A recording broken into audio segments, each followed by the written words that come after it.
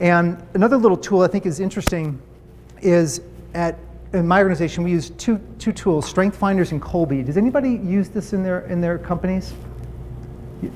Okay, Strength Finder. So just great book, definitely Google it and check it out. What it is when you're trying to build high performance teams, Strength Finder actually just identifies core strengths of your team members. Basically, within each team member, what are they over-indexed on from a strength point of view? Not like what are they weak at, what are they strong at? What are they really strong at? And then, this is really interesting, this is a separate tool that measures the ability, their natural inclination to action. Their natural inclination, not like the personality and all this stuff, it's just the natural inclination to action. So there's 4 categories: implementer, quick start, follow through, and fact finder. I'll just use this as a simple example. For example, it should be flipped around, but it goes from 2 to 10. I'm a 9.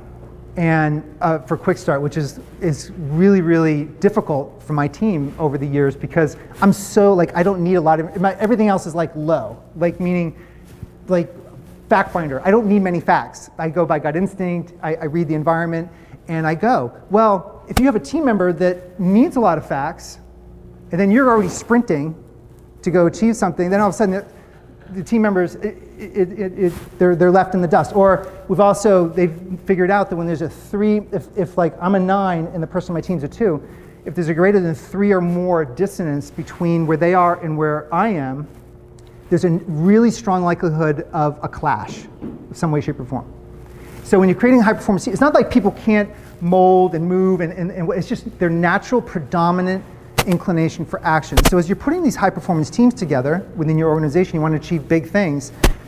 Do you know, and again, there's a lot of tools out there, but these are the ones from the entrepreneurial mindset, and really you all are trying to create entrepreneurs, internal entrepreneurial mindset, is what does your team look like? For example, project managers have a natural inclination in a certain direction. Do you want project managers to be quick starts, like 9? Usually not. We don't want some people to be a certain way, but do you know that about your team members? And then what I've become is you become very much 360 oriented. You can kind of see, oh, that's interesting, okay, that makes sense, and I got to communicate with that person a little bit differently than someone else. So as we go down this entrepreneurial path, I focus more on the individual than whether I don't have a culture of innovation, I don't have this, I don't have that. What about ourselves? And these are inexpensive tools that you can deploy with your team.